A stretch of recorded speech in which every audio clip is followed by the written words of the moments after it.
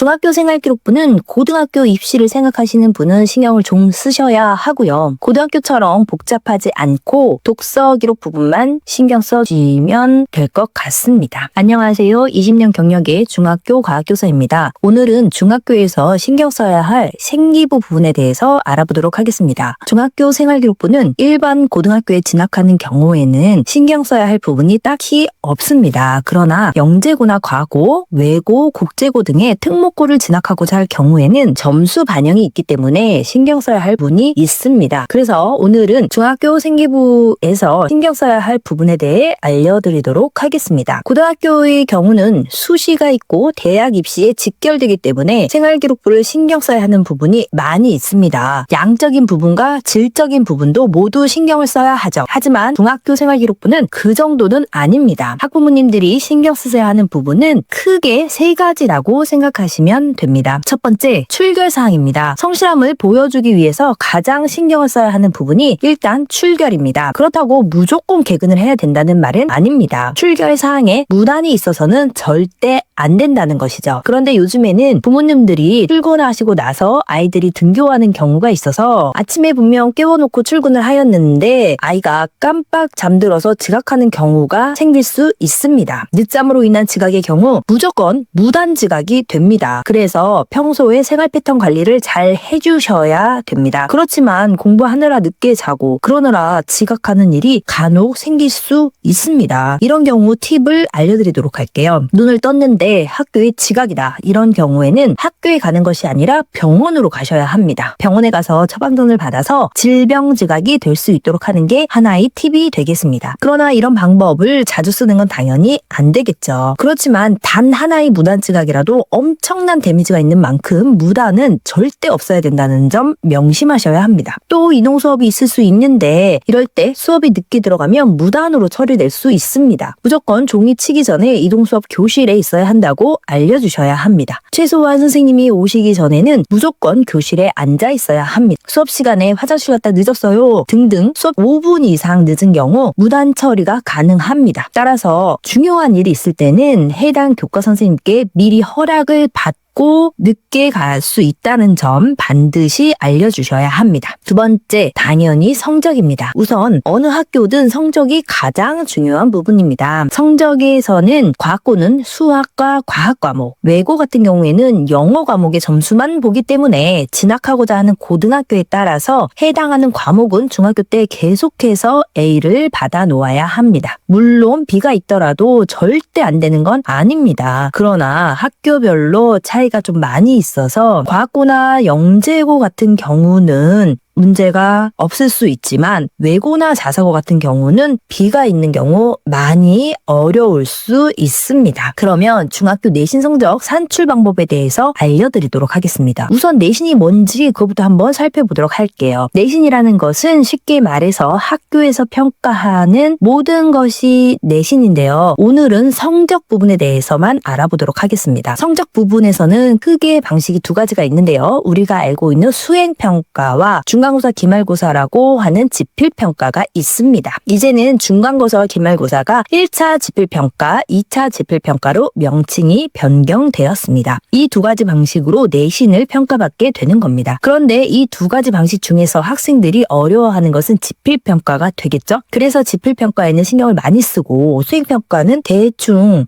보는 경우가 있습니다. 처음 시험을 보는 경우에 그런 경우가 있는데요. 유의하셔야 할 점은 수행평가가 60%, 지필평가가 40% 반영돼서 100% 내신이 결정되는 과목이 있기 때문에 반영 비율을 잘 보셔야 합니다. 이런 경우 수행평가 반영 비율이 훨씬 크기 때문에 지필을 내가 분명히 잘 봤는데 수행 점수를 챙기지 않은 경우 결과적으로는 지필을 못 본 학생들보다 더 낮은 점수를 받을 수가 있게 됩니다. 이제 본격적으로 내신 산출 방법을 살펴보겠습니다. 우선 학교 알림이 사이트에서 아이의 학교를 검색하시는 겁니다. 하단 오른쪽에 보면 학업 성취 사항이 있는데요. 그 하위 과목을 보면 교과별 평가 계획에 관한 사항이 있습니다. 그 파일을 다운받아서 열어보시면 각 교과별 내신 점수 배점을 확인하실 수 있습니다. 예를 하나 들어볼게요. 어느 중학교 2학년 평가 계획인데요. 수학 과목을 보면 1학기 중간 지필고사에서는 반영 비율이 30%이고 되고 기말 지필평가도 마찬가지로 30%를 반영한다고 했습니다. 그러면 수행평가가 40%가 반영되고 만약 우리 아이가 중간 지필에서 85점을 받았다면 85점에 0.3을 곱해서 25.5점이 반영이 되는 거죠. 아이가 기말고사와 수행평가 모두 만점을 받는다면 1학기 최종평가 점수는 25.5 더하기 30 더하기 40 이렇게 해서 95.5점으로 A 받기에 충분한 점수가 되는 겁니다. 그러니까 중간고사 때 90점을 넘지 못했다고 낙심할 필요는 없습니다. 열심히 해서 수행평가와 기말고사를 잘 준비를 해야죠. 한 가지 아슬아슬한 예를 더 들어볼까요? 중간고사 때 84점, 기말고사 때 84점을 받은 아이가 있다고 가정해 보겠습니다. 수행평가는 다행히 만점을 받았고요. 지필평가, 중간, 기말 모두 80점 중반대로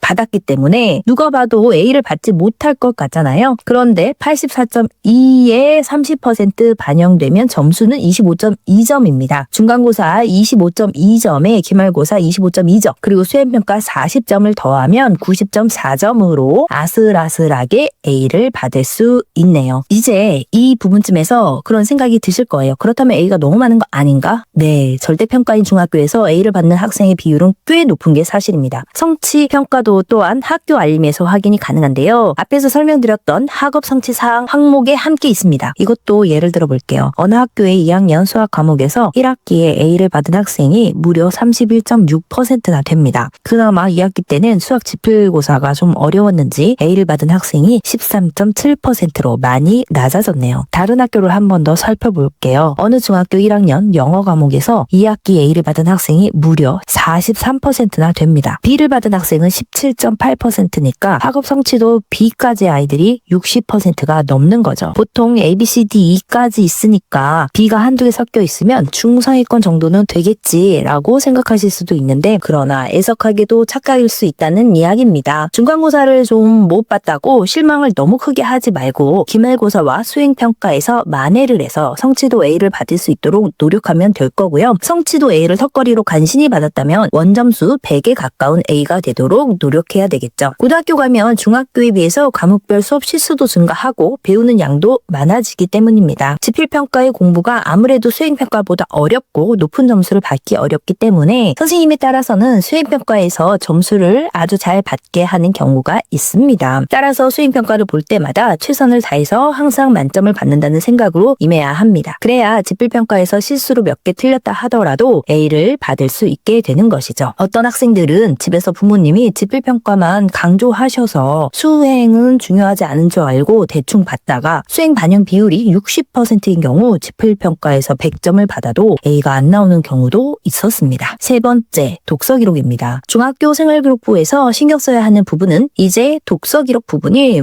전부다라고 생각하시면 됩니다. 특히 독서기록 부분은 학년이 지나가면 되돌려서 작성할 수 없기 때문에 해당 학년에서 잘 작성해 두셔야 합니다. 그럼 학교생활기록부의 기재는 독서활동란에 어떻게 기록되도록 하는 게 좋은지에 대해서 알아보도록 하겠습니다. 독서록을 어떤 선생님에게 제출해야 하는지 그리고 언제 제출해야 하는지 이 독서활동을 어떻게 활용할 것인지에 대한 이야기입니다. 중학교 1학년 한 해를 보내본 부모님이시라면 잘 알고 계실 수도 있는데 아직 두리뭉실하게 알고 계신 분이나 새내기 친구들과 부모님들은 이 영상 보시고 우리 아이 중학교 독서활동은 확실히 챙기시기 바랍니다. 2024학년부터 여러 항목이 대입에서 빠졌는데요. 독서활동도 포함되어 있습니다. 그럼 이제 생기부에 기재되는 독서활동은 신경 안 써도 되는 것일까요? 고등학교에서 독서활동은 직접 대입에 반영되지는 않지만 세특과 연계해서 책을 읽고 깊이 있는 탐구를 했다면 그 내용을 세특과 창체 항목에 기록할 수 있습니다. 따라서 독서활동의 중요도가 낮아졌다고 할 수는 없겠죠. 중학교에서도 마찬가지입니다. 영재고나 과고 또는 외고나 자사고 등에 지원하지 않는 일반고에 진학할 계획의 학생이라 할지라도 독서 활동은 교과목 선생님들께 우리 아이가 어떤 생각을 가진 학생이고 어떤 진로에 관심이 많은 학생인지를 보여줄 수 있는 좋은 수단이라고 할 수 있습니다. 이렇게 중학교 생활에서 중요한 부분인 독서 활동은 어떻게 기재가 될까요? 그래서 학교생활기록부 기재 요령을 살펴봤습니다. 훈령으로 정해져 있는데요. 첫 번째, 중고등학교의 개인별 교과별 독서 활동 사항은 독서 활동에 특기할 만한 사항이 있는 학생을 대상으로 학기 단위로 입력한다. 두 번째, 독서활동 상황란에 학생이 읽은 책의 제목과 저자를 교과 담당 교사 또는 담임 교사가 입력한다. 학기 말이나 학년 말이 되면 담임 선생님께서 독서활동 상황 기록할 사람은 독서 기록장이나 독후활동집 언제까지 제출하세요 라고 하실 겁니다. 물론 아이가 듣고 챙겨야죠. 한데 방학하기 직전까지가 보통 기한이니까 부모님들께서도 챙길 수 있는 부분입니다. 해설에 나와 있는 내용도 한번 볼까요? 첫 번째, 독서활동은 교과목별로 해당 교과 관련 독서활동을 교과 담당 교사가 입력하되 특정 교과에 해당하지 않을 경우 학급 담당 교사가 공통으로 입력할 수 있다. 두 번째, 독서기록장, 독서 포트폴리오 등의 증빙 자료는 학생 개인이 보관한다. 세 번째, 독서활동량 상황란에는 학생이 읽은 책의 제목과 저자를 입력한다. 독서활동 내용은 1학기, 2학기 이렇게 학기를 구분해서 입력이 됩니다. 그래서 여름방학 전 그리고 겨울방학 전 이렇게 제출기한을 두고 말씀을 하시는 게 보통입니다. 그때 제출을 하면 각 학기 생기부에 기재가 됩니다. 보통 선생님들께서 독서활동 내용은 기간을 정해놓고 일괄적으로 받으시는 경우가 대부분입니다. 아무래도 업무가 되다 보니까 시시때때로 아이들마다 들고 오는 것보다는 효율적으로 하시려고 일괄 제출을 하시는 것 같습니다. 그런데 1학기 제출기한을 넘기고 여름방학을 해버려서 안타까워하는 친구들이 종종 있습니다. 1학기 동안 열심히 책을 읽고 독서록까지 작성했는데 제출을 못한 상황인 거죠. 그럴 때는 여름방학이 끝나고 제출하면서 1학기 독서활동으로 기재해주세요 라고 말씀드리면 됩니다. 겨울방학은 끝나고 바로 다음 학년으로 넘어가기 때문에 2학기 제출기한은 잘 챙겨주셔야 하겠습니다. 다음은 어떤 선생님께 제출하느냐 하는 것인데요. 수학 관련 도서를 읽었을 때 수학 선생님께, 과학 관련 도서면 과학 선생님께, 사회 관련 도서록이면 사회 선생님께 제출하셔야 합니다. 이렇게 해당 교과목 선생님께 제출하지 않고 담임 선생님께 제출을 하면 수학 관련 도서, 과학 관련, 사회 관련 도서든 상관없이 공통으로 입력이 됩니다. 이걸 왜 꼭 신경을 써야 하냐면요. 아이가 읽은 책이 모두 공통으로 기재되어 있다면 그 생기부를 보는 사람은 참 다양하게 많은 책을 읽었네 하겠죠. 하지만 해당 교과목으로 분류가 되어서 기재되어 있다면 어느 분야의 어떤 관심사를 깊게 공부하고 있는 아이인지가 보이게 되는 겁니다. 독서활동 기재 내용만으로도 우리 아이의 색깔을 보여줄 수 있는 거죠. 그리고 독서록이나 포트폴리오 등을 선생님께 제출하실 때 사본을 만들어 두시는 걸 추천드립니다. 생기부에 기재하시고 원본을 돌려주시면 그것을 잘 보관하면 되는데요. 아이들마다 독서록이 잔뜩 쌓이다 보면 간혹 선생님들께서 독서록을 잃어버릴 수 있습니다. 흔한 상황은 아니지만 또 그렇게 드문 일도 아니더라고요. 그러니까 내 아이의 소중한 독서 기록장은 개별로 지키시는 것이 좋겠습니다. 다음은 기재 요령을 살펴보겠습니다. 표준 가이드라인이 있는데요. 독서활동 상황란에는 도서명과 저자만 기재가 됩니다. 학교마다 양식이 다르긴 하지만 독서록에는 독후감처럼 한두 페이지 가득 쓰게 되어 있는데 딸랑 도서명과 저자만 기록되니까 뭔가 아쉬운 기분이 들기도 합니다. 그렇다고 독후 내용을 건성으로 쓰거나 제대로 읽지도 않은 책을 쓰는 것은 바람직하지 않은데요. 입시를 보는 학교에 지원해서 면접을 볼 때 생기부에 기재되어 있는 독후 활동 리스트를 보고 질문을 하는 경우가 자주 있기 때문입니다. 그러니까 감당할 수 없을 만큼 욕심껏 양만 채우기보다 아이의 관심사가 잘 드러날 수 있는 스토리가 있는 독서활동을 만들어가려는 노력이 필요합니다. 그리고 독서활동을 할 책은 ISBN에 등재되어 있는 책만 가능합니다. 정기간행물은 해당이 안 되고요.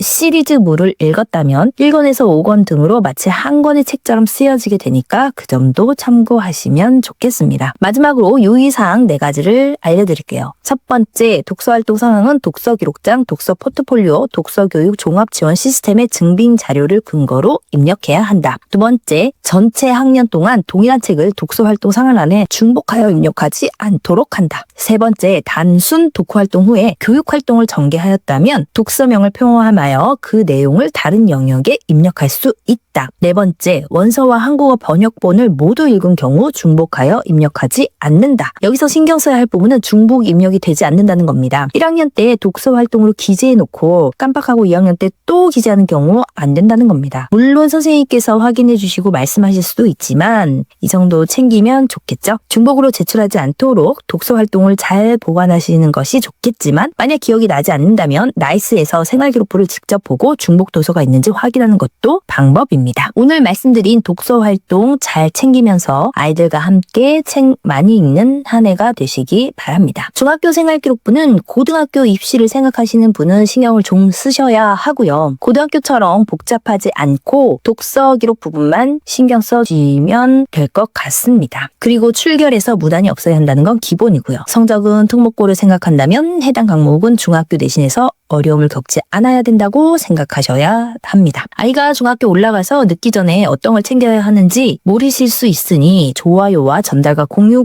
부탁드리고요. 다음번에 좋은 정보를 빠르게 전달받으시려면 구독 부탁드립니다. 오늘은 여기까지입니다. 오늘도 저희 영상을 들어주셔서 감사합니다.